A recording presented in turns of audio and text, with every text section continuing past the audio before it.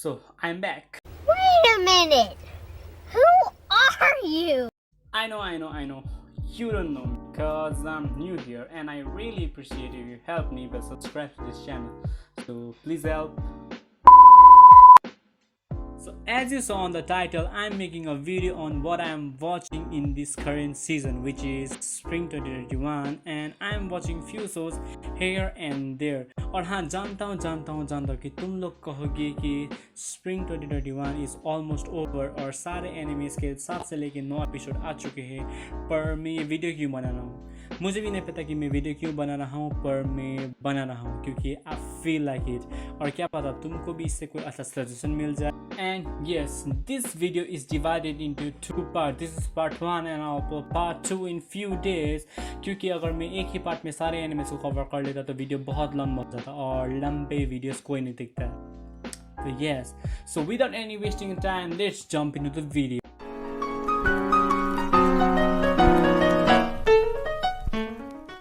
But before starting a video, a little bit disclaimer. I am not watching Higehiro or after being rejected, I saved and took high school runaway.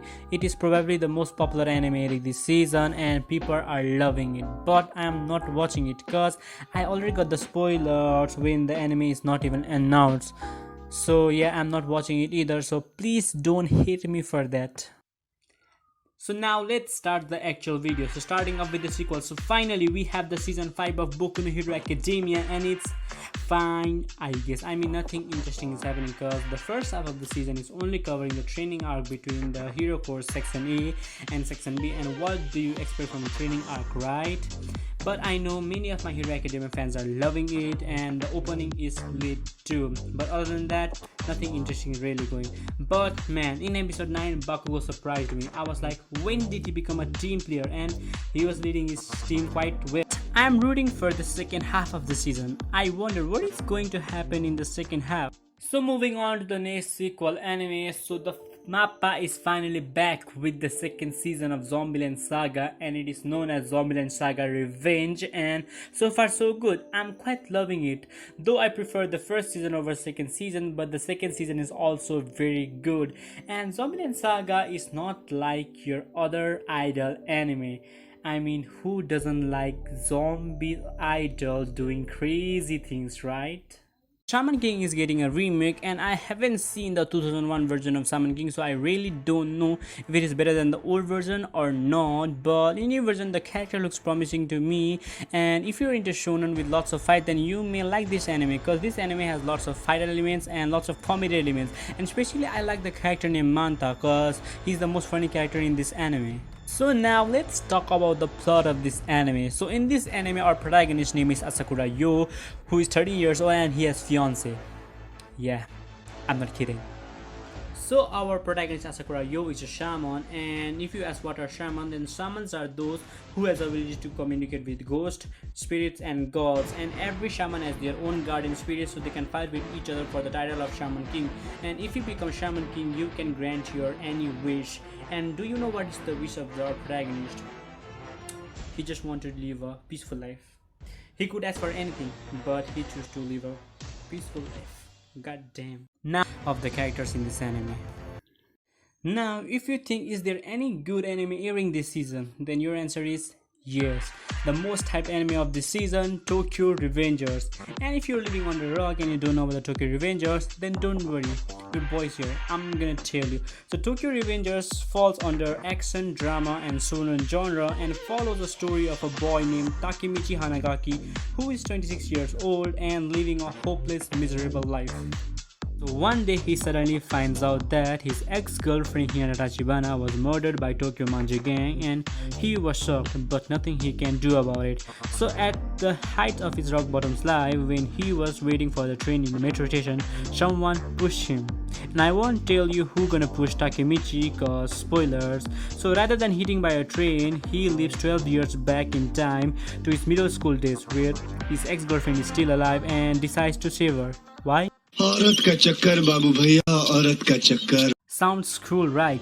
But I haven't told you the main part of this anime. So this anime is about delinquents, gangsters. So you can expect a lot of fight scene and action scene from this anime. And who doesn't like an anime with action scene and time travel in it? So if the studio manages to keep up the pace and rhythm of this anime in upcoming season, this could be a next big thing, and that's a bold statement. And you can watch Tokyo Revenger for absolutely free and legally in YouTube.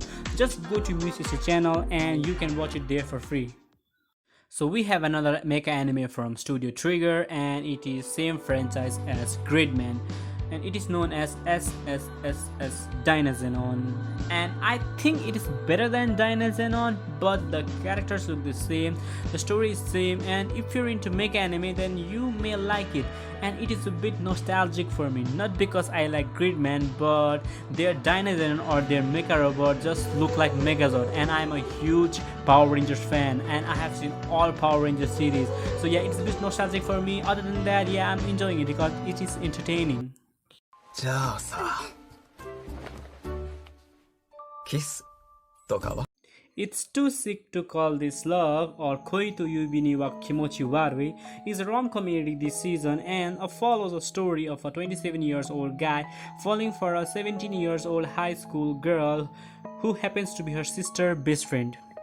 Yeah, that is the plot of this anime. If this were happening in real life, you know what's going to happen.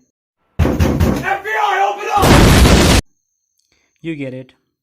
But the anime is only focused on the comedy till episode 7. After that, it turned into a more human drama heavy romance.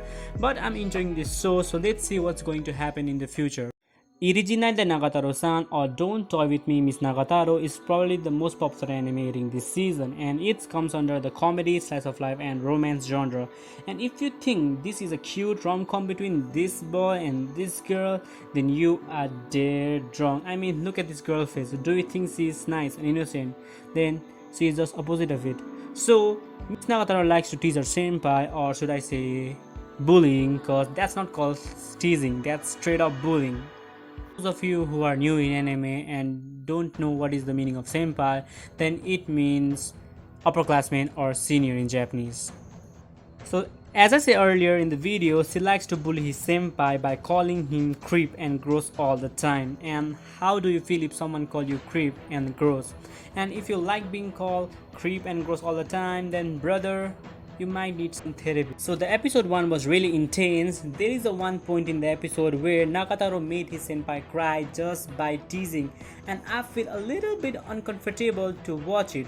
But that's only first episode, and people are comparing this anime with teasing Master Takagi-san. So please stop comparing this anime with Karakai Jojo no Takagi-san, because as the reader of manga Karakai Jojo no Takagi-san and also the spin-off manga Karakai Jojo no Motto Takagi-san, I can say that the Karakai Jojo no Takagi-san is much better. It is more wholesome and cute than Nagatoro-san. But I have to admit that Nagatoro looks adorable when she gets jealous, and we all know she likes his senpai but just can't confront to him. Instead, she likes to tease with him. So I'm sticking up with this anime because I want to see the character development of Miss Nagatoro and his senpai. When was the last time when an anime touched you deeper into your hearts?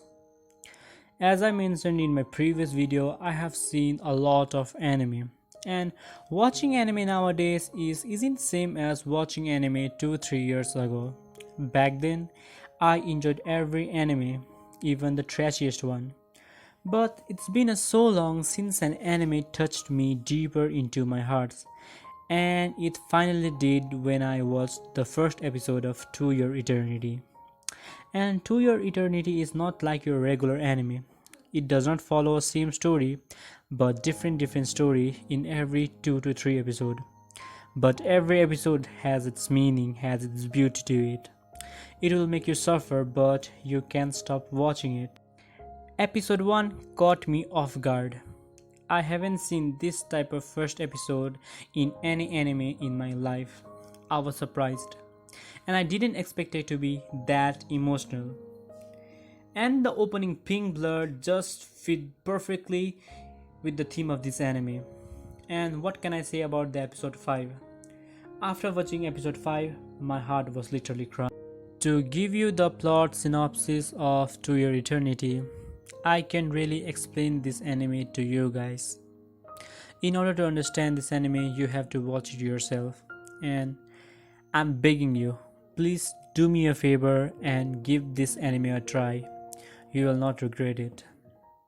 So that's it for today, guys. I think this is the end of the video, and I hope hope you enjoyed this video, and if you enjoyed this video, please don't forget to hit the subscribe button, smack the like button, and turn on the notification bell for future update. And also please don't forget to share this video, and please also follow me on Instagram. The link is in the description. I'll be really happy if you follow me there. So yeah, I'll see you next time. Until then, sayonara.